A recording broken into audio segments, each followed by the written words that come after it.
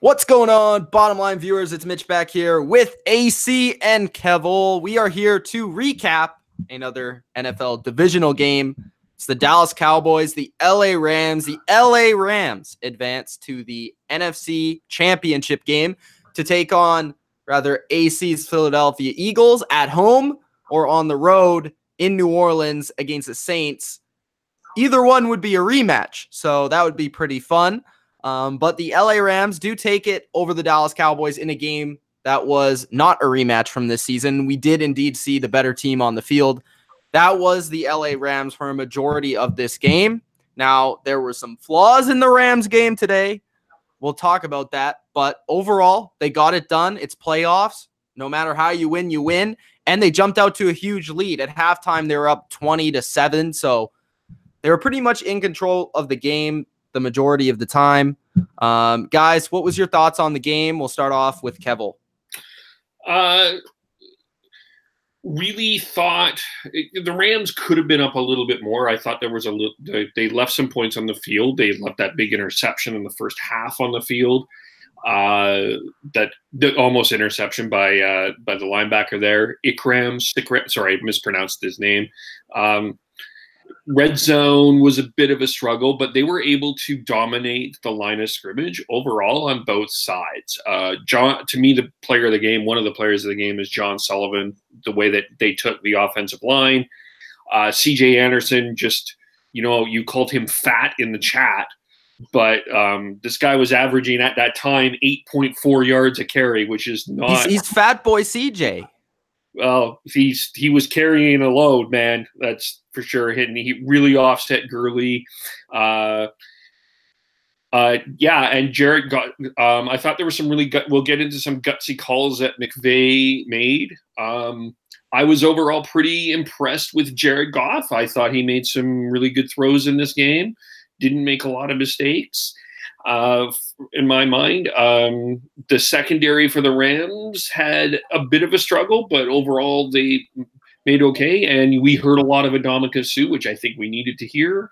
We heard, and he made some key plays, and they had what they had with Aaron Donald.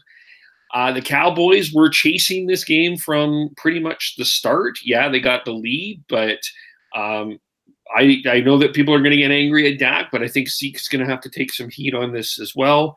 And their line of scrimmage on both ends, they got flat out punched in the mouth. And that's going to be the conversation probably in Cowboy land for a little bit. And I think there'll be a conversation about Dak, which we'll get into here.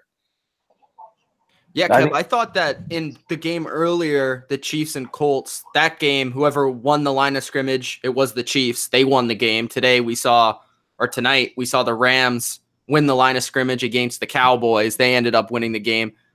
AC, what did you see from the game?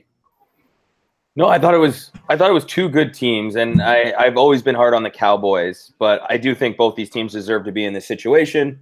Obviously, I was cheering more for the Rams just because being an Eagles fan. They gave it to us this season, and I won't forget it. I remember when Dylan posted something that say, winners care about winning and losers care about winners, what winners do, which now looking back on is quite funny because the Eagles made it the same point. We'll see what happens tomorrow, but that's a win in my books. But getting into the game, I thought it really came down to the Rams stopping the run of Elliott, and then Dak has to beat you. You put Dak in these crazy situations where he has to make big plays, and he did a couple times, but in that second quarter, I think that's kind of when the game started slipping away from them. He wasn't as sharp. They stopped the run, obviously, and a lot of those times when he was running around, because Rams did get pressure to a certain point, but not as much as you think they might of heading into this game. And then when you look at Dak, I don't know if it was, I'd have to look at like the coaches film, the all 22, because there were a lot of times where Dak just stood back there and didn't make a throw and had time to make a throw. So I'd have to look and see if that was coverage. Were there guys open that he just didn't get rid of it? And then on the Rams side, you got to look at CJ Anderson being a huge factor because he not only was a good 1-2 punch with Gurley, he also helped Gurley stay rested during that first half. Because then what we saw, he was had some big plays in the third quarter and even the second quarter, because majority of the first quarter, it was kind of more CJ Anderson. We weren't seeing Gurley at all. So I think that helped. And then McVay we'll get into the going for it, but just a huge go for it play when I think you have to do that, in my opinion. You want to put them away. I think he wasn't happy with how his defense is playing. I thought he knew that Cowboys were going to go down and score. And then if Goff doesn't make that run, Cowboys get the ball back and could win the game right there. So I thought that was a very smart move. But yeah, sorry, Cowboys fans. Your Super Bowl was last week and apparently week 12 against the Eagles. So enjoy that. Enjoy those 2 Super Bowls you won this year. If we're being honest, okay, you always talk about the Eagles playing with house money. Nobody really, thought that the Cowboys were going to get this far. All week, people were thinking Cowboys were I was watching ESPN. People were talking this week because, that the Cowboys had a chance for an upset. They made this game entertaining. They made this game close. But before the year, how many experts picked the Cowboys to go to the divisional round? No, I bet you. And I'm fine with that. But at the end of the day, I'm an Eagles fan, so they're not going to give me my credit of saying playing with house money. So I'm not going to give their credit for doing that. But I could see that point, that side of it. They played very well. Dak this year proved a lot. He didn't have to prove anything to me, but just watching him play, he makes big throws at big times, and receivers come up big. Like, he's going to get overpaid to keep him. And as an Eagles fan, you got Garrett for another 10 more years, maybe. He's not going anywhere. Sign him to a 10-year contract. I don't know what's going on with Google Hangouts. I don't know if it's happening for you guys, but I have to click on the person who's talking every time. It doesn't go back to you guys right now. I don't know why that is. Maybe it's just me. Let me know, viewers, if that's happening to you guys. If someone starts talking and it doesn't automatically switch to them, let me know. So let's go over the statistics. So starting with the winning team, as we always do. Now, Kevole brought up that he did like the play of Jared Goff. I would still say that I am not a fan of this playoff clutch time Jared Goff, okay? Let's look at his statistics. He had 186 yards, 15 for 28. He had 12 rushing yards. Yes, he did make that scramble at the end of the game, and he had a 74 passer rating. I understand that the Cowboys have a good defense. I understand that you're trying to run the ball, but if the ball were in Jared Goff's hands, a lot of times when he had to make throws in this game, he didn't necessarily make those throws. A couple times he missed the throws. In my opinion, he was the reason for their struggle in the red zone at times in this game. He was part of the reason why they weren't able to put it in the end zone. Their running game was fantastic today. And if it weren't for their running game and partly their defense in the first half, I think Jared Goff would have been a major down point in this game. I don't think anybody would be talking about Jared Goff in a positive light if the run game wasn't this great today. But even Patrick Mahomes, but the throw to Brandon Cooks has to catch that. That's not I wouldn't put that one on Goff. And he made the throws when he needed to. Was it pretty and beautiful like we saw earlier today with Patrick Mahomes? No, it's never going to be that way with Jared Goff, but he had command of the game. He did. For the most part, he did what Andrew Luck did last week. He let his players control the game. He didn't have to throw for 300 yards today. I understand that, but I think just me personally, I don't think if Todd Gurley's not playing great, if CJ Anderson's not running hard, I don't think Jared Goff is going to carry this team to the Super Bowl. That's my opinion. I haven't seen it yet. I don't disagree with that, but that's their team, right? That's their team. That's their run game, yeah. Then their hoop. But I still think the way that O-line played against what? Now we had back-to-back weeks. You could say the Dallas was a top 5 defense. You could say Chicago. Now you're seeing back-to-back weeks, these big-time defenses. Look at Indy today. That's a big-time defense. You're seeing these big defense not showing up. I don't know about Indy. Indy was a top 5 statistically, I think, this year. Okay. We can look into it, but the one thing with Goff, I think the biggest thing was he had some big chunk plays, 20 yards. Yeah, I think he had 19 yards. He had a 16-yard. Those are big chunk plays that move the ball down the field and obviously picking up quick yardage like that. And there were a lot of crossing routes that he put it right on the guy. Dak missed a lot of stuff as well. I think if you compared both the games, Dak had that one amazing throw. But for the most part, I thought Dak played better than Goff today. Disagree. I disagree too. I think those downfield throws Like, I think there was at least 120 yards in those bigger chunk throws. I know he was Dak playing a did more things difficult and ducks, defense, right? but like the Rams ran for almost 300 yards in this game. No, I CJ know, and it Henderson was had working. 123 yards, 2 touchdowns. Gurley had 115 yards and and a touchdown. So I thought Dak Prescott kind of like I honestly, Dak Prescott impressed me in parts in this game. Okay. I did not think at a certain point in this game when the game was 20-7, I did not think this game would become what it was near the end, where the Cowboys actually had a chance to win. No. Maybe that's more of the Rams defense not stepping up and making the plays, or maybe that was Dak. But you know, in that, I'll bring you back to that right before half. They're down 20-6. Dak has the ball, makes 2 really bad throws, and then obviously that bad penalty. All of a sudden, it's 4th down. You're out of field goal range. That's when you need to get points, man.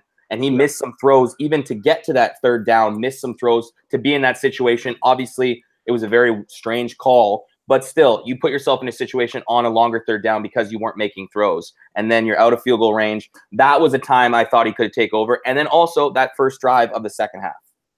Yeah, those are 2 big drives where you got to get points. If you're down 13, and I know what they did later was impressive. I thought after that drive, the second half, Dak was very impressive. But if you're the quarterback that Dallas fans and a lot of other NFL people think you are, and you're going to be the guy, you're going to be the franchise, new contract, shiny new things, you got to make those throws. And it's not like they were difficult throws. The guys were open. You're underthrowing them. You know what I mean? You're not throwing in the right spots. He could have done that in that second quarter. And I think that wasn't their downfall, but I think you need to score some more points in that second quarter to have a chance later in the game. Kev, you were going to say something? Yeah, I agree with AC. I think there was a lot of opportunities for Dak to do more that he left. And Goff wasn't spectacular. And you're right. If the running game doesn't play the way that it does, it's a different ball game. But I thought Goff did exactly what he needed to do for the most part. This is not Patrick Mahomes, right? He's a different quarterback, and yeah, he got the job done. Got chunk plays. What's the 3rd down comparison? I'll pull up the stats here, but I think they were both pretty bad on 3rd down. But I don't know what the 3rd down comparison was passing. Like, the Rams could have been a far better rushing team on 3rd down. I certainly think they were today, because every time the Cowboys tried to run the ball on a big down, they were stuffed. Yeah, this was not Zeke's shining moment. And I think it's more than Zeke, though. I don't think it's really Zeke's fault. I think the Rams did a great job of game planning at the beginning of the game to take that part of the Cowboys out of the entire game itself, like until the end. Like, the Rams were basically saying, okay, Dak, you need to beat us passing the ball. And then they just continue to run the ball straight up the middle like the Seattle Seahawks, and they weren't going anywhere. And then later on, they finally open it up a little bit, and it seems like they were kind of content to, okay, you can run it a little bit. And you saw those corners backed off all the way back. I don't know what you guys thought of the Rams defense. I thought it was a little bit too conservative the way they were playing in coverage. Troy Aikman brought it up a ton. Like, it was just like they were way back in coverage. It seemed like a lot of zone coverage. It's just like, Dak, okay, you have to make the throws.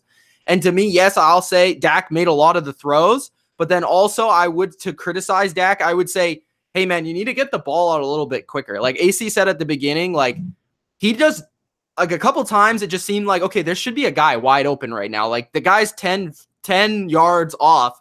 If that's Tom Brady or Drew Brees, he's throwing that right away for a quick 5 to 6 yards and making you adjust your defense. So to me, I don't know really what it was without watching the film. Like AC said, from the different angles, you don't really know what's open, what's not open from the receiver and the quarterback perspective. But like, to criticize Dak, he should have got the ball out quicker and moved the ball down the field quicker. But then at the same time, I thought the Rams defense did a good job in what we said in the preview. They need to focus on stopping the run first and then getting that lead. And that's exactly what they did. So you got to give Wade Phillips credit for that. Well, and to the big thing, they were unbelievable at tackling. Like if there's one grade that you're going to give an A+, it was tackling. They did not miss tackles. First contact, they took guys down, which is hard to do with Zeke. We saw that one Talib when he's one-on-one versus Zeke on the outside and he takes him down. Obviously gets dragged like a yard, but it could have been 10 and it's only 3 or 4. I thought they tackled awesome.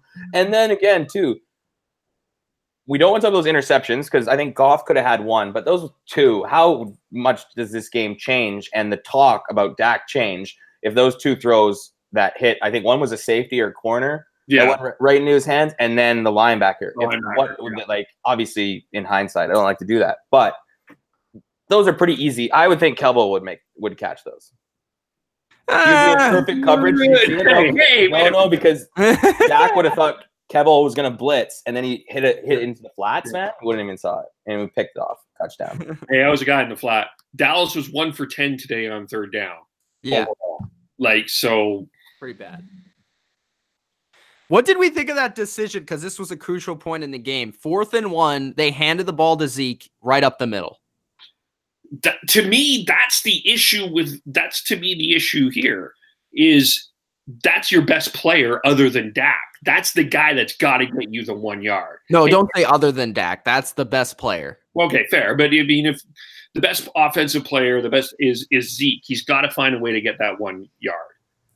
And I understand it's hard to get 1 yard when you're met in the backfield 2 yards behind the first down marker. I understand that there's scheming behind that, but Aikman's also pointed out that there was an opportunity for him to still get it, and he didn't. It's also Connor Williams getting his ass beat by Ndamukong Suh and getting wrapped up 2 yards behind the line. Mitch, if Zeke is this great, he's got to get that 1 yard. But they had a receiver as their lead fullback blocker. It was a pretty poorly designed. It was play. weird. If I'm Scott Linehan, I don't care how good Zeke is. I'm not giving the ball to Zeke right up the middle against 300-pound Ndamukong Suh and the best tackle for loss player since 20. They brought up the stat. Since 2014, Aaron Donald has 100 tackles for loss. I'm not giving the ball to Zeke right up the middle to go against Aaron Donald and Ndamukong Suh, especially against my backup center and my worst guard. Why would I do that? What do you do? What's your next? You could have done the touch on the touchdown play that they did the second time, or the touchdown play on the goal line. That was actually the option play. Yeah, like an option play, quarterback rollout, a pitch. No, there's definitely other things to do, but still. I know that interior alignment, but also you have a really good guard playing. No, actually, they ran it to the left. Yeah, true. Zach Martin on the right, and the lead blocker wasn't their fullback Olafo or whatever. Why not you have him in if you want to go to the middle? In the game at that point, he was out a couple times. He played a bit, but that's why they could on that play. Gaithers was at fullback. He motions to the tight end position. Then Noah Brown, the receiver, motions all the way across to be like the H-back fullback, and then they hut it. I'm like, what are you doing? Like, you would think if they do that, it might be like a quick pass or like a pitch to that side or something. If I want you guys, after we're done here, watch the play over again and watch how Noah Brown didn't even block. He just like put his hands on I think like his right guard's back and like was just pushing. Like it didn't even look like he was trying, man. It was weird. Dylan Vanilla, you're here. How you feel? The Cowboys are out, but they put up a decent effort. What's your thoughts on the game? Well, first off, I drank a little bit before, so if I'm a little bit more mad than usual, I apologize. I'm in this kind of state right now, so did you have some apple juice? I did have some apple juice. Not very good. I was in a very bad mood right after the game, but hopefully I've calmed down a little bit. The biggest thing for me is you can't stop the fucking run game. I mean, this is ridiculous. 275 rushing yards. Like, honestly. Take out everything else. Take out the bad play calling from Linehan, which, by the way, he should have been fucking fired 2 years ago because he doesn't know how to call plays. It's 4th and 1. 4th and 1. Donald and Suh. Like, it's elementary. Do not do that play. Anything else. I know Zeke is one of the best at 4th down conversions, 4th and 1, 3rd and 1, whatever it is. But you've already saw that you did it once. You got lucky there. You're trying to do it again. It's stupid. But 275 rushing yards given up against this defense. I mean, it's insane. How in the world do you think you're going to win a football game giving up that many yards? C.J. Anderson getting this many yards. I know he was good the last couple weeks of the season, but those were against lesser teams. I'm thinking, okay, he's not going to be that important. Todd Gurley's going to be out there. You can maybe give up the yards there, but 2 running backs get over 100 yards, and you don't come up with the clutch plays. It's all about making the plays when necessary, and this Cowboys team didn't make it. Personally, I'm happy about what this team got to. They were 3-5. It was a terrible team. I came out here and ranted week 9 when they played the Titans at home. It was a terrible loss, and I said either look at this team and say you're just going to lose and don't give me this bullshit, Garrett gets fired, whatever it is, or tell me you're a contender and give me something out of it. And they came out here and put up a 7-1 record in the regular season to end it. Got to win against the Seahawks in the playoffs. I'm going to be happy a little about this season, a little bit more tomorrow. But right now, it was just you just didn't come up with the right time. Didn't get the right plays. Wasn't able to score. Bad drives, the worst times. Ended off on a low note. What's your take on, because I know Rams were moving the ball for sure. I'm just wondering what you think when I think it was 14 at the time, maybe even 6, and then all of a sudden Sean Lee, they take Jalen and Van Der Esch off the field and put Sean Lee in for a whole drive without Van Der Esch. Yes. They ended up scoring, but then they were scoring against the other guys too, and then they were mixing and matching. I feel like as soon as you put Sean Lee in for a whole series, you're messing up with the whole chemistry of the defense. That even when you put Jalen Smith in and Van Der Esch back in, I feel like you're kind of already lost that chemistry and momentum, because all of a sudden, you're in the huddle. Or what's the play? Who's that? Sean Lee? What's he doing? Like just winning games without him. My guess as to why they did that is because they were getting so beat at this run game, and they're like, well, he only ran 4 plays against the Seahawks. You throw something in there, maybe it can cause some kind of distraction for the Rams. Maybe it helps them a little bit. But, yeah, I agree with you. It just Van Der Esch and Jalen Smith all year have been the guys. And in having Sean Lee, who hasn't been nearly as efficient this year or hasn't been out there nearly as much, it kind of screwed the game up. And I'm not saying it cost anything, but it also didn't make a whole lot of sense. And they scored a touchdown on that drive that you were talking about with taking out Van Der Esch. So didn't really work out. No, and there was one play that but I did see prior that Van Der Esch was a little sluggish early on, but then when Lee came in, all of a sudden he had a guard pulling right in his face and couldn't get past him, and then the play went right by him. That's what I was just wondering. Yeah, no, it's I didn't personally understand it. The guy hasn't been out there nearly as much, and you're talking about 2 linebackers you got a whole lot of trust in. These are guys that have been making a whole lot of plays for you. Why not give them the opportunity? I don't understand. What did you think of Dak? I like some of the clutch factor that he brought, especially the Michael Gallup throw. That was tremendous. But there was also a hell of a lot of throws that this guy's got to make. That one play on third, I was at a Michael Gallup, I think right before half, where if he throws that ball right there's 20 yards. You get a first down at the 15. You still got time to go get at least a field goal or a touchdown. But he was incomplete. We didn't get any points out of it because of the sack ? But yeah, I mean, there was just a lot of throws tonight that I was like, really, this is a guy. The throw to Ebukam or Abukum, whatever you call it, right in his hands was one of the worst throws I've seen him throw all year. It was pretty poor. My thought on it was that, not that play, but my thought on Dak in this game was, I'll put it this way. I didn't put it this way before, but how I would put it is, I don't think I saw the Cowboys scoring 22 points if Zeke only ran for 47 yards. That's how I put it. I see that to an extent, but it would also just came down to the frustrating throws. There are certain points in this game where, okay, there's a good first down. There's a good first down, but it doesn't matter if you don't put up the But that's Dak. You still got to win a playoff game. I don't give a shit if you're Dak. What are you expecting from him, Peyton Manning? I'm expecting him to go out there in a playoff situation where the team is like, you're getting a contract extension at the end of the year and make the fucking throw. That's what I'm expecting. I know it's Dak, but if this is going to be your guy, you got to make the throws. That's as plain as simple as it gets. And my question is, why did we not see a quarterback run in this game? Absolutely ridiculous. I said all game last game. Quarterback run, quarterback run, quarterback run. We don't see one quarterback run. We did, but it was Jared Goff. Because Linehan needed to be fired. Linehan needed to be fired 2 years ago. This guy has no creativity on the offensive playing calling. Absolutely none. It's the most cut and dry. Here's Zeke on first down. Dak's going to try to get something on third down, and if he gets sacked, it's fucked because 3rd and 14, I'm just going to pitch it to Zeke. That's all it is. There's no creativity. There's no inspiration, and it doesn't matter what Dak can do. It's just it was terrible play calling. They never do it. Dylan, evaluation after the season is over.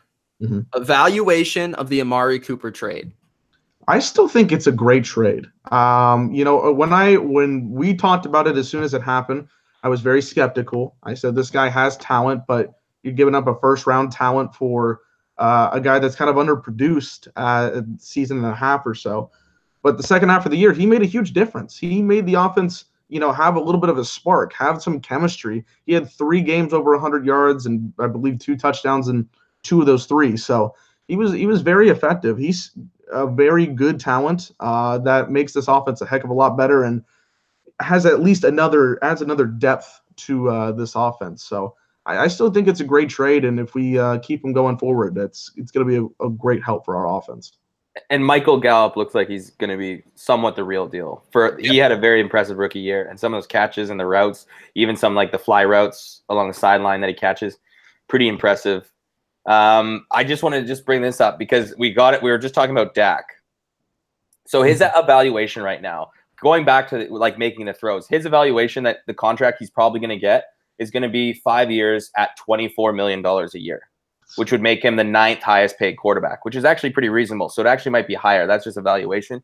But yeah, if you're the 9th highest paid quarterback, I only have problems with Dak in that second quarter when they needed to keep up and he missed some throws.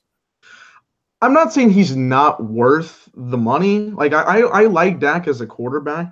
I think it's more just like limiting what goes on, because if you take out the run game, you're putting it on the shoulders of Dak Prescott. And we've seen a lot of times where he's not able to come up with those big throws or come up with these opportunities. I know he has comeback drives, but if they get too far in a hole, I don't know if this Cowboys team can make it. That's the biggest thing for me. So I've got hope for him. I know he can make the plays. He just, especially in that second quarter, like you're talking about, which would have helped, 20-7, make it a 2014 game. It's a whole different scenario getting the ball in the second half. Do they have to sign him this year? I think this is the end of his contract, isn't it? No, he's not a free agent, but because he was a 4th-round pick, there's not a team option.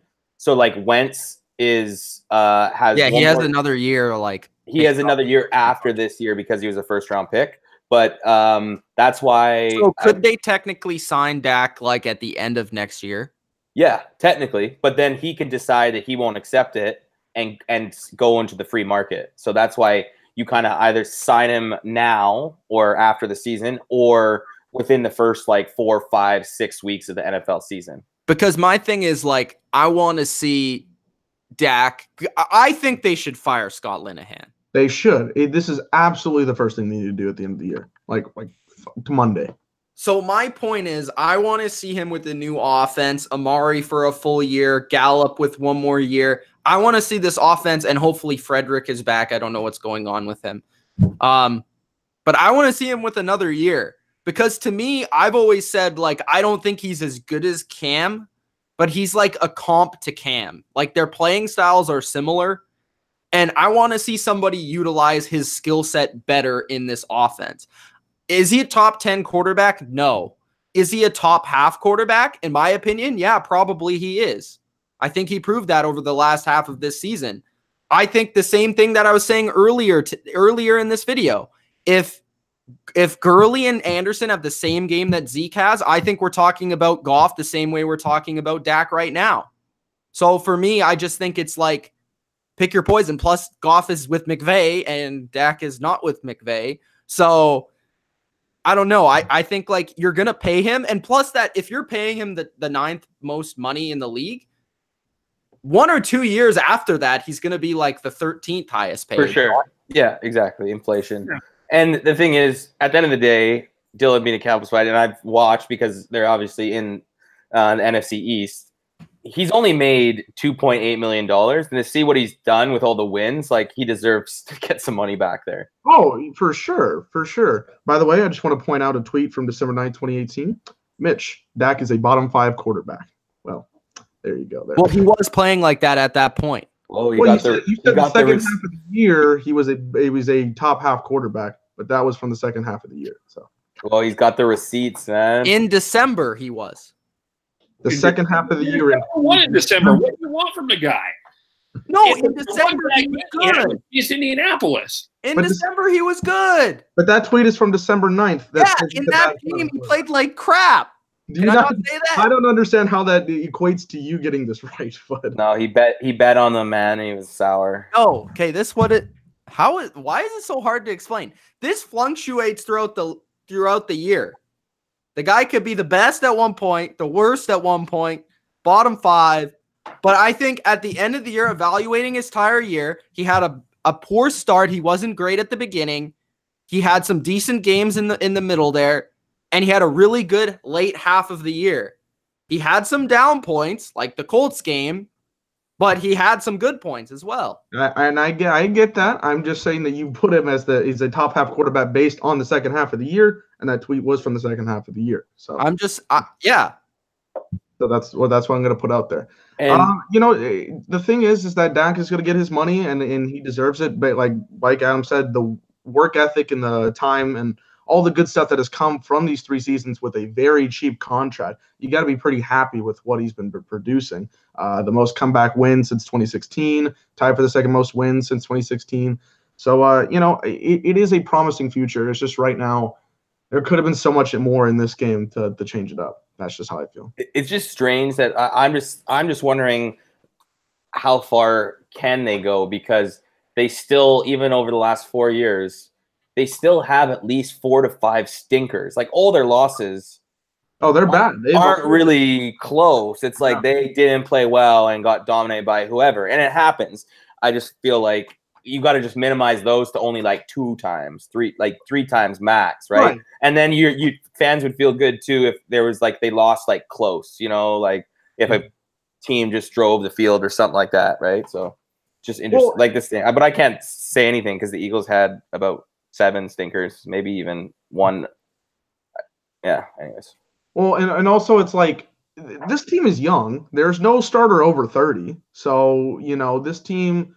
It is going to be hard with contract situations in the next 2 years, but this team's youthful. You have good momentum of what the defense gave you this year, which was, considering the Cowboys defense in the last 5 years, you've got to be very happy at what they did, especially the second half of the season.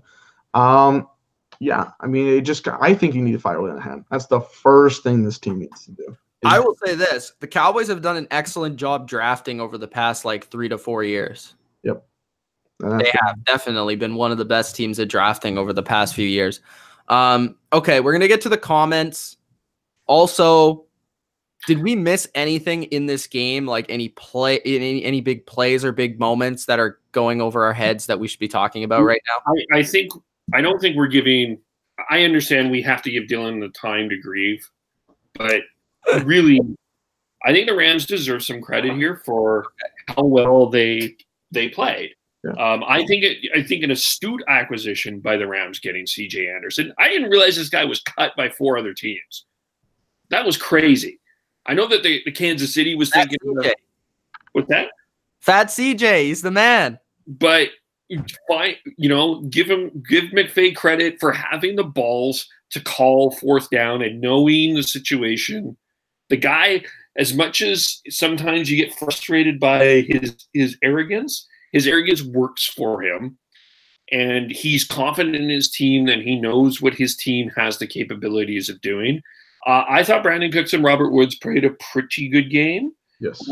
Overall. I thought the receiving core, I think that was one of the big differences between, and AC and I talked about this before everyone jumped on.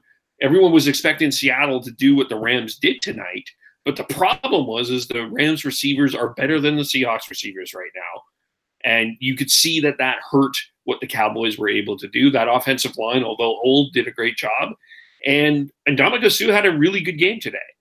Like Aaron Donald was Aaron Donald, but Ndamukong Suh had a really good game, and those linebackers showed up. So I think kudos for the Rams for how well that they played today. I didn't really feel at any point that this game that the Rams were threatened. Yes, it got close, but I was like, I think the Rams got it. Yeah. And I'll give a shout out to the linebacker Hiddleton, right? Yeah. I thought he played a really good, who I think was probably one of their weakest players defensively this year as the linebacker. I thought he played a very sound game, and but didn't he make, like I said, made a lot of tackles. There's Dylan, before you got in, I was just saying, if there's one thing the Rams got an A plus, like highest level marks, was tackling. They did not miss tackles, which is like, it's in the NFL. That's all games are won and lost off missed tackles. And like first contact, they had one or two guys there, and then half the time, like I was going back, like Talib took down Elliott, which which is huge. I don't know.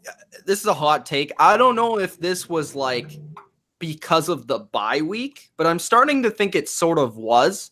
But when you look at both games today, the Chiefs and the Rams clearly won the battle on both sides on the line of scrimmage, and they both ran the hell out of the football. I don't know if that had a lot to do with the bye week. Like, it feels like it did. I feel like they were clearly more rested. Maybe they're just purely better. But nobody going into these games said the Chiefs are going to pound the ball down the Colts' throat. And nobody said that the Rams are going to run over the Cowboys. So I don't know if it was the defenses on the opposing side saying, hey, we need to worry about the pass and not worry about the run, and hopefully we can get some stops in the red zone, or it was the bye week and the wear and tear on the body and the rest. I'm not sure. What do you guys think of the comments there? Let us know. Let's get to those comments. Dylan, do you want to read them? If you want me to. Well, let me I'm going to put my 2 cents in the Rams because I've been talking a lot about my team. Okay. Maybe I should talk about the team that actually won today. Personally, they just were able to execute the ball a lot easier. They saw the fact that this offense is obviously a top 5 rated offense, but they struggled down the stretch against some teams like the Bears and the Eagles and stuff. So I think they had a lot of critics, a lot of people going out there to the Rams and saying, hey, this hasn't been the Rams team that we saw before. We need to see them execute at this moment. A lot of questions about McVay and whether or not he can lead this team. And I think they answered all these questions tonight. So give them credit. The one player I did not like in this game was Marcus Peters. I think he had a horrific game overall. But overall, I think the rest of this team got the job done, and they deserve to move on. So I like a lot of those things. By the way, Corey Littleton made the Pro Bowl this year. So, he did his job. As a special teamer. I still think he did a pretty good job as a linebacker overall. I don't think he had a bad season, but I think I think he only comes in as but he played really well today. I just said that. But I wasn't aware he was the special teams Pro Bowler. But I'm pretty sure when I was watching some of the Rams games, like that linebacking core, I think we talked about. Their linebacking core is certainly not the greatest. Yeah, but it's very small. It's a very small. That's why they're usually terrible against the run. Mm-hmm. Yeah. But like we saw today, the Chiefs, who's typically not good against the run, they dominated the line, so their linebackers really didn't need to get involved in the run, and they stuffed the run. And then today, the Rams, Sue did his job finally and stuffed the run. Yeah. So the Rams, whoever they play, which is probably going to be the Saints, they have to figure out a way to get pressure, because even when they blitzed, they were like Dallas was picking up a lot of those blitzes early in the game, and they weren't really getting like intense pressure where you're getting a hand on Dak or opposing quarterback. And I think they seemed content to be dropping back. Like they only rushed like 3, like a number of times. But I guess it burned them. That's why maybe they stopped doing it. But I remember in the first quarter, they were bringing 5 a lot. Mm. And the only person that was really struggling was Connor Williams. The rest of the offensive line was like, we'll take this pressure. It doesn't really matter to us. So, yeah, that'll be interesting in that game. And they'll have to respond because these two teams did play. If it's Rams Saints, they did. Before we go to the chat, last thing, the one big flaw in the Rams is clearly their secondary. Like if they're not getting there, even if it's Foles, I think he could pick apart the Rams like he did the first time. Bro, Peters was fucking terrific, or fucking awful. There's a difference when Talib is in the lineup for sure. Yes. Yeah. They definitely needed him. Well, because when he was out, there were certain plays that were being made by other guys, like wide receivers. It's awful. All right, let's get to chat time. Of course, I get to read my own Cowboys. Read as many relevant ones as possible. Okay. Because I've been slacked on for comments. People getting after you. Yeah, whatever. What was with the Sean Lee stuff, says Robot. I have no idea. I have not, as AC has talked about. Thank you, Rams. We're tired of Dallas fans talking trash. We need to see Dylan's reaction because the Cowboys blow it as always. I have to admit, Dylan, as an Eagles fan, you did have a good season. On Twitter was pretty toxic with Cowboys fans, which it is with Eagles Twitter as well. But I'm saying when you guys went on a run, you beat us. You were part of that too. I remember you sending a picture out at the Eagles game saying, I still remember it because I was gonna say something, but then I felt that would be I wasn't going to. But you said winners worry about winners and losers worry about the winners, and that's why I did. Yes. So I'm just saying, I could see why some people would be like, I'm glad Cowboys are out because Cowboys Twitter, just like Eagles Twitter, is pretty bad when you're winning. There's always going to be that. No, but there's certain fan bases that are like, I feel like Seattle is pretty, it's not like so much like pumping themselves up. What I do is I comment about the game, and there's certain times where I get super excited and I put that stuff out there. The reason I was excited about that one in particular is because it's a division rival. Yeah, for sure. Win. That one was that kind of thing. But I feel like all fan bases kind of do that. It just depends on where you look. No, for sure. And I think no one really cares about Pat's fan bases anymore because they can just do it and they're like, oh yeah, they're just because they win. It's all good. They can do whatever they want. Who cares? Bro, Twitter in general is toxic. No, true. Pretty much is. Hello. Hey. Kevole is toxic on Twitter. Bodo with his obvious thanks for the clapper 4th and 1 call. Yeah, still not a very good call. Peter's gotten Cooper head, Amari Cooper's head. He was done for early. The thing is that I saw that the matchup between Talib and Cooper, like before this game, Cooper got stopped every time Talib was on him. So I thought that was also when Talib was a lot better. Still, if you're gonna put a guy out there. Why don't you test that young guy when Talib was out 1-on-1 and the safety was pushed up? Yeah. Like just go deep every time. Like even I trust Gallup against that guy. Yeah. Like 1-on-1, like no safety help. Mm-hmm. Let's see here. It's hard when the guy's backing up 15 yards. Yeah, true, but like that's how the Cowboys, obviously it was a different Eagle. That's how the Cowboys beat the Eagles. It was just like they back up and then they just hit Cooper on little stuff and then the defense would step up and then he'd go deep.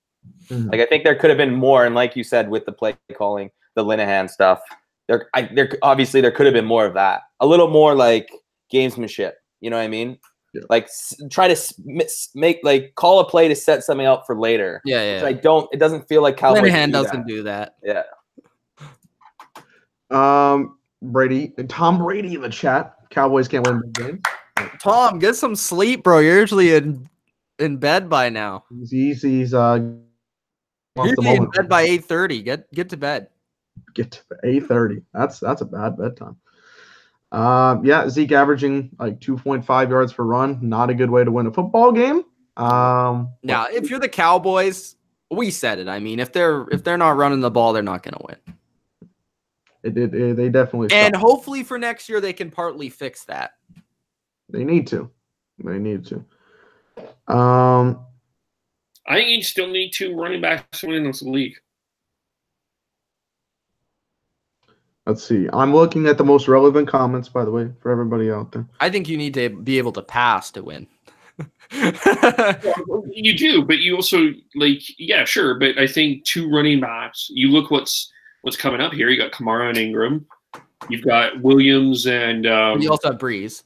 Yeah, that's fair. But like what Mitch said earlier, like if Foles or like obviously Breeze, no question. But even if Foles plays the Rams and they decide just to air it out and Rams are stopping the run, they're going to be more successful then probably what Dallas, because I'm not even saying Dak anymore. I'm just saying the play calling. Like, I feel like they could have just gone a little more creative on the play calling because that secondary wasn't good. You were getting somewhat of time to throw that I think like the Rams should just like, because I mean, the Saints, like, because this Rams team is not the team that the Saints played before. Like, that team with the Rams were cooking. Yeah, that's when they were the hottest. Oh yeah, exactly. And they still lost, right? Yeah. Yeah. They still lost, but they still like were unbelievably quick offensively. I don't think that's that team anymore. Well, if there's one thing to say, at least we saw this game from the Rams. Like, if they came in here even struggling a little bit and then going to play the Saints, I think this could be. What do we think about the Rams, like, going into next week? Like, who would they rather play, and what do we think about their matchups against both teams? I think they'd rather play the Eagles. I mean, the first thing is I feel like the Saints, they did lose to the Eagles. They did, but at home. I feel like they would rather play them. The Saints, I just have that kryptonite of the Rams. I don't feel like they can get the certain plays down the field that they want to. I feel like but I also feel like if it's Rams Saints, it is a shootout and it can go either way. It's gonna, yeah. But the Saints will pressure because, like you said, I think in the preview, the Saints have what, like the number 2 yards per carry in the league defensively. Mm-hmm. So it's like number 1. That will be the game where it's like, okay, Goff, McVay's going to be like, hey man, this is what we have to do, and then you'll see what Goff's really made of in a situation like that, because we're going to see it eventually. Yeah. You know what I mean? And he was effective in that first game. Yeah, no, exactly. It seemed like the Saints couldn't get there, and their secondary isn't like elite or anything. So, yeah, that's true. It would be interesting. In terms of more comments, we got Chargers, Rams, all LA Super Bowl. That's what D is wanting here in this one. And everyone, Hansman says, and everyone thought the Rams were one and done. Yes, I'll make the Kevole Rams one and done video very soon. Don't worry about it. Hey, I called the Rams to beat the Cowboys, and I called the Rams to get in the NFC Championship. I'll say it again. I don't. Yeah, like after the Cowboys made it, we all picked the Rams. No, I had the Rams in the NFC Championship in my prediction. You did? Yeah, okay. I did.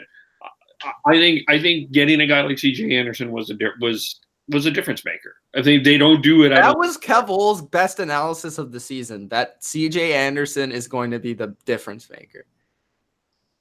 Well, thank you. Fat C.J.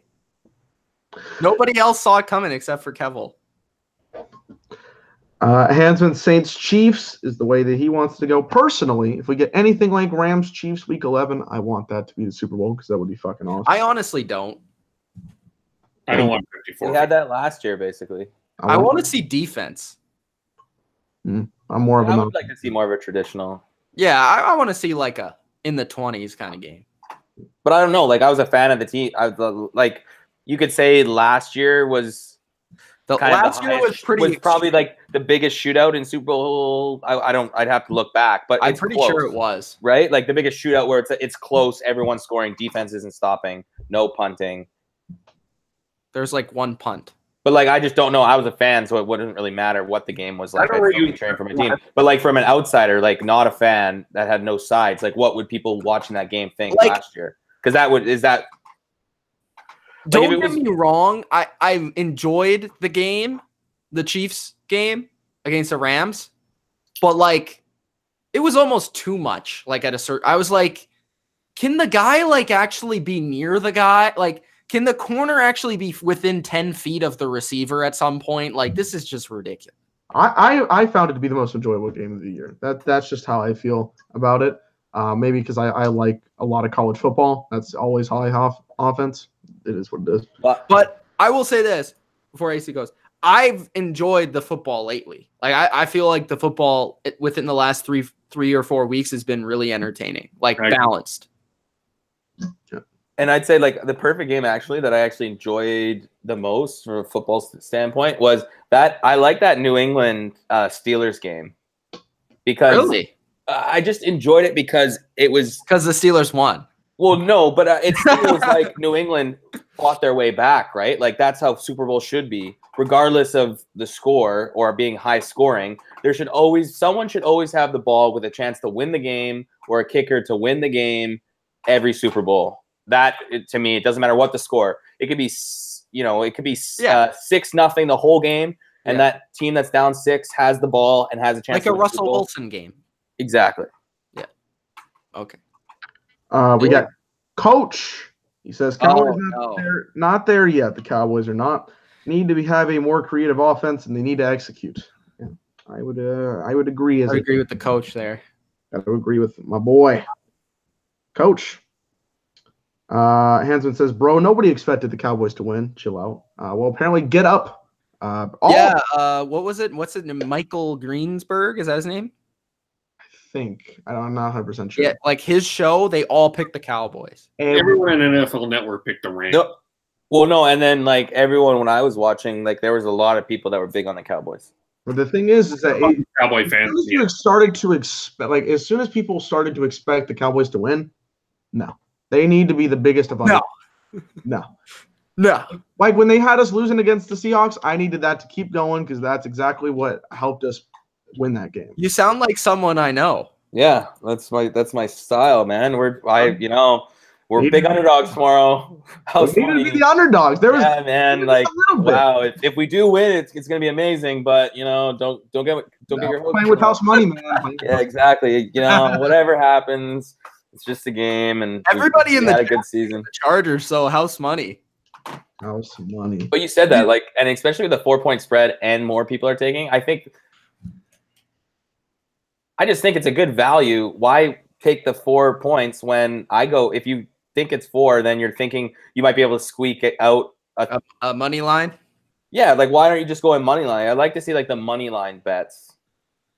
Because obviously you're getting better odds to make better money. Because if you take them +4, I guess your other way out is for New England only to win by 3. You win your money that way too. But it's interesting. Mm-hmm. We got Dirk Kant says Dallas has a bright future.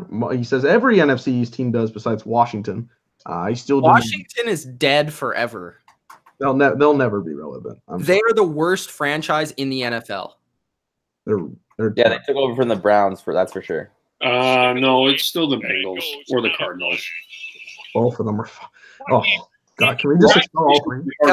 Steve Sarkisian as their offensive coordinator. That's a brilliant move. I actually missed that. The Bengals got Sarkisian? No, the Cardinals did. Oh, that's even better. Man. Chargers, if you want money line on the Chargers, it's 2.55. Yeah, which is almost very intriguing. Let's see. I only bet basketball right now, man. I had a bad. You better jump on that Chargers bet. No, I haven't bet football probably since like week 14. I do have a bet with a Patriots fan. He's taking the Chargers. I'm taking the Patriots. Yeah, in the chat, Snoopy. Well, then but that's the perfect bet. I love those bets because you're going to be a winner either way. You're almost paying money for your team to win. It's awesome. Yeah, but you also feel bad that your team beat you. No, not at all. No, you feel bad the other way. You feel bad getting money and your team lost. Mm-hmm. But if your team that you cheer for but you bet against wins, it's like you're pretty much paying money to make sure that they win in some weird way. That's a Black Mirror episode coming up too. I'm just writing it right now. Nice. Yeah. It's all about how fans' superstitions actually help the team on the field. It's really complex. It's gonna be crazy. It's mind-blowing. Yeah. We have so many comments. That's why I'm trying to read. Let's get to some of these. Let's go rapid fire. Brady says the Rams are for real. He thinks they can beat the Saints if they win tomorrow. So he's taking that more than anything else. Let's see. Gase got the shaft of Miami, says Rob. I mean, I don't know. Yeah, was Miami ever good? They didn't have any talent, but whatever. Let's see. I like him in New York. I talked about that on the Q&A. He says Miami's going to be much worse with Brian Flores. How do you feel about that, Mitch? I don't know about that yet. Well, it depends who he hires as OC, right? Yeah. I think their defense will be better, but I still don't know what's going on with that offense. I don't know either. I will say, I do think it might have been a little bit premature. I would have maybe liked to seen him be a defensive coordinator one more year, but I always say that about coaches. The second thing is, I said this, I think he's a better coach than Matt Patricia. And at least an African-American coach can be hired. Yeah, that's shut the fuck up about that. Like, that's a good thing. I hate that argument. I hate people bringing that up right now. I'm looking at you, Louis Riddick. Well, you're making interviews. It's a fact. It's because the coaches that got fired. No, let's move on. Next, let's move on from that. We don't want any social justice warrior talk. Let's go. That's all I'm gonna put out there. Brady, of course, saying the Patriots are gonna win tomorrow. I hope so, brother. You're the one that's leaving. Tom, go to sleep. Go to sleep, bro. Go to sleep. Yeah, but he's probably wearing those dope ass pajamas that make sure he never gets injured ever. Never. He just recovers and like. He doesn't even need to sleep. He's sleeping inside his body. He doesn't need to close his eyes. He can go to sleep and he's like in the film room while he sleeps. It's wild. Like that's built into the pajamas. He puts these like glasses on and he's watching film and stuff. But hey, Brady, he's in here. He says the Chargers are overrated, bro. You can't put that in the chat. That's bad luck. Brady said that? Wow. Yeah. He never says anything like that. Rob says he thinks the Patriots will have to draft a quarterback once they, and I quote, get bounced at Arrowhead. Bounce. I already predicted that, so we'll see if that happens. I don't know. But, I think this has been my thing since Garoppolo left. Die with Brady, lose out, and draft a quarterback. Well, they need it. They need to get something soon and get Tua. No, he thinks. Lawrence in 3 years then. So Brady's going to pay till he's 46? Lawrence. And then get Lawrence? Oh, fuck off. Imagine that. Fuck. Go from Brady to Lawrence. That would be great. Bro, but if you get Tua, that's like the complete opposite quarterback of Brady. Yeah, but Belichick can't be around. I don't think Belichick could. I think he'd like, I don't think he could handle coaching a guy like Trevor Lawrence. That's a big switch. He's like, "What do you cut your damn hair?" He's not taking that shit. Daniels would do it. Like that. There you go. That's the way to go. Dirk Kant says, he's not believing that. He says Buffalo is going to dominate the AFC East when Tom Brady is gone. Maybe. I'll see it. I'll believe it when I see it. I'll believe it. They have a coach I like, and they have a quarterback I like. So, of course. Fact or fiction? Cowboys had a lucky season, according to Dirk Kant. I don't think it's really lucky. Well, it depends what they do next year, right? Because they went 13-3, and then they do bad, right? So it's you have to know next year. Cowboys are going to be an interesting team. No, I don't think it's Dylan. Like, how's the cap situation? Like, you have to sign Lawrence. Yeah, that's the first thing. You got to sign Lawrence. And then, like, are you really getting anyone else? Then again, you have Eli in your division. You have the Deadskins, and you have the Eagles. I think it's a two-team race for the next couple of years right now. Yeah, that's the good thing about the NFC East with you guys, you two guys, is that there's no teams in there. And like, I would say that's the good thing about the AFC East right now is where the Patriots are at. I think they still have a year like where they can make the playoffs, even if they're like 10-6. Mm-hmm. Yeah, it really kind of just depends. First thing is first is sign D-Law. He's not taking another franchise tag. He's like, sign me or I will go. And then I don't know about the rest of the contract situations. Zeke's got one more year before we have to worry about that. But we need to look into that. Yeah, you got to worry about that too. Like, how much do you pay a running back? He's going to want a lot. I know that's for a fact. He's going to want a lot. You got to wait on that. Like, you're gonna be like running back, like fat CJ just ran for 140 yards. I know, but he's been like this franchise, eat him 2 spoons. Like he's gonna get the marketing for like Jerry Jones to be like, this is what we need. Like this is all the money. I don't know. They're definitely going to take their time on that one because that's like his favorite player. Let's see if I can find his market value. Yeah, let me know what that has. If you're interested in the Cowboys schedule next year, Giants, obviously, Eagles, Redskins. They're going to have a tougher schedule, obviously, too, right? Bears, Lions, Packers, Vikings, the NFC North, the AFC East, in Foxborough, in MetLife. Yeah, that's fine. You'd take playing the Patriots to play the other 3 teams. Yeah. The Eagles are the same. Hey, do they got to play in Miami or in Buffalo? They're home to Miami and Buffalo. Oh, and wow. Okay, that's helpful. And then we play Rams Saints as the other two. If you play the Jets on the road, that's fine. Yeah, no. And then I think want it's to play in Buffalo or Miami.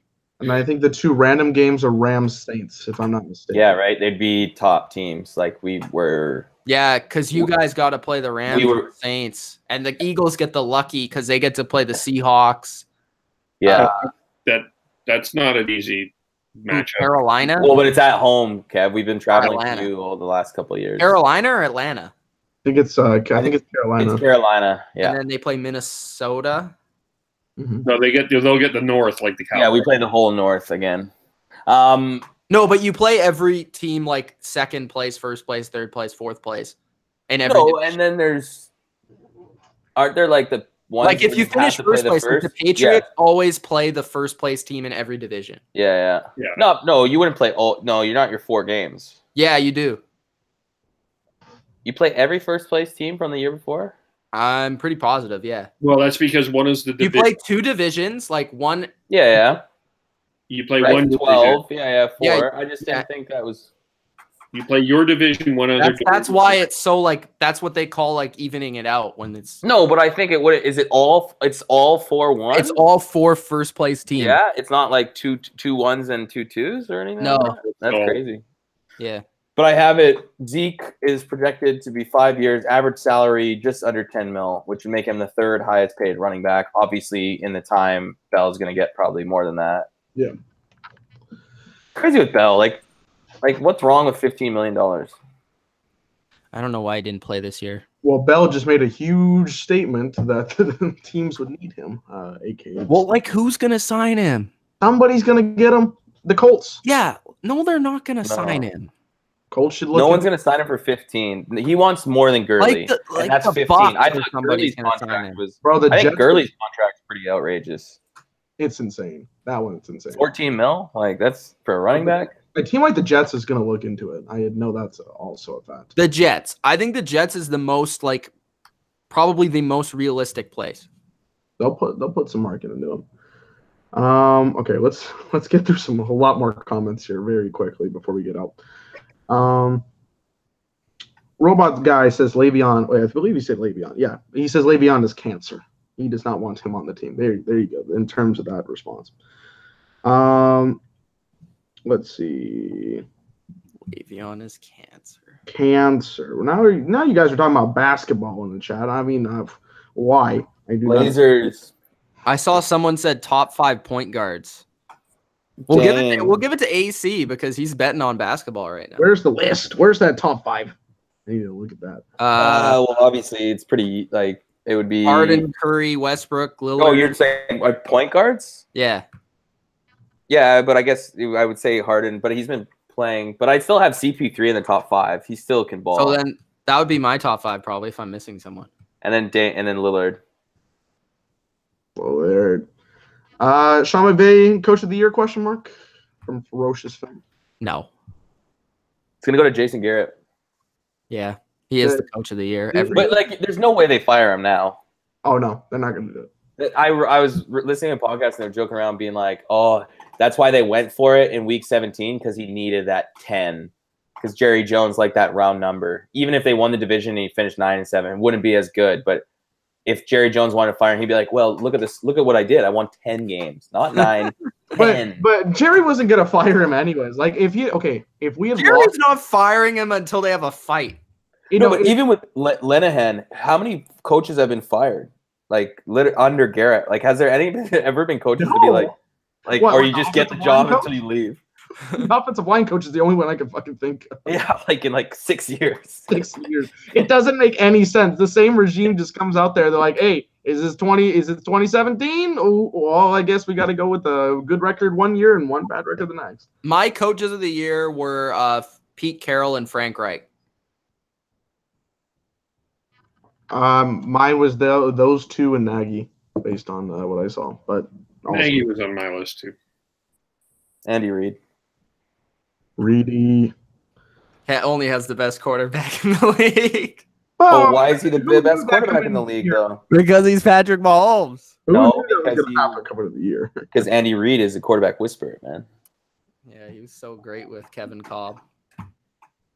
He won some games. Kevin Cobb went for like a second-round pick and got a big contract in Arizona because of Andy Reid. Oh, He actually was good with Cobb. hold on. That makes the Cardinals even worse. I think Andy Reid did a nice job today. I mean, congratulations. Oh, yeah. Yelling at fans. I'm just happy he saved his choke for next week. Maybe.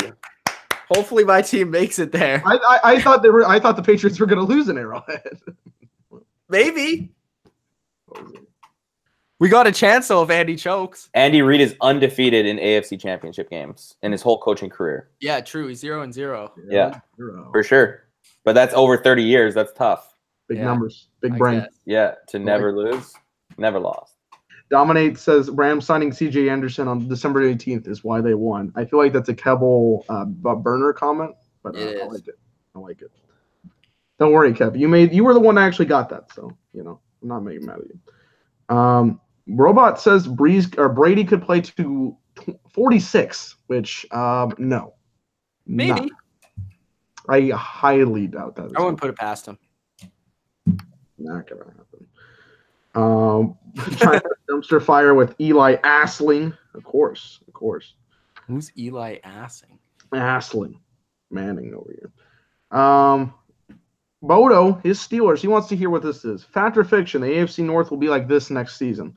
Browns 1, Ravens 2, Steelers 3, Bengals 4. It's going to be a hella compelling division, I got to say that. It depends on what happens with Brown. Yeah. I still think the Steelers will challenge for the division. Oh, for sure. I don't know what I know that it's been there. I still don't trust the Browns. I do think the Browns will make the playoffs. I'll say that. I don't trust the Ravens. You can say that about the Ravens. Their defense is good. I think the top two will be Browns and Steelers. I will agree with that. But Ravens will be in that contest for sure. We'll see. Bengals will be top. Bengals will be fourth. Let's just put that cement right there. They've already got their stuff. Top 3 bottom. That'll be bad. That'll be pretty bad. Let's see if there's anything else good in here. Anthony Lynn, question mark, in terms of head coach of the year. I know somebody brought that up. I wouldn't say he is, but he's in the conversation. Honorable mention? Yeah. Category? I would agree with that. But he's been mildly successful, and it's not like that's his roster or he had a say in it. You know what I mean? Like, I feel like a guy like Reich, who obviously that's not his roster, been around, but a guy like Reich that takes a team and does something kind of out of nowhere that no one expect. I think everyone thought the Chargers would be good. Even since Lynn's been there, he's had the talent that I don't know how much coaching that is. You know what I mean? Yeah, I agree. That's why the Chargers are good. I feel like, everybody says the Chargers have a top 3 roster. Yeah. Yeah. I still think he gets credit, but I agree with you guys. And I believe this is going to be the last comment that we have here. Fact or fiction, Niners are a playoff team if Jimmy G stays healthy next season. Nope. Haven't seen enough of Jimmy G. Depends on their offseason.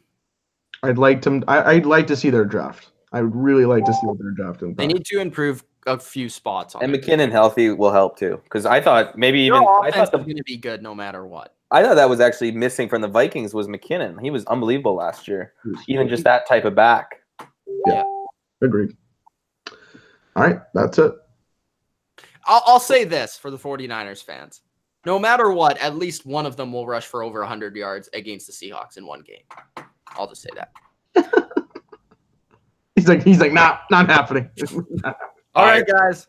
I roll the 49ers, whatever. All right, guys. I hope you enjoyed this recap. If you did, hit the like button. Subscribe to the channel for more. If you're new, it's Mitch. I'm going to go over this. AC, Dilly Vanilli, and Kevole.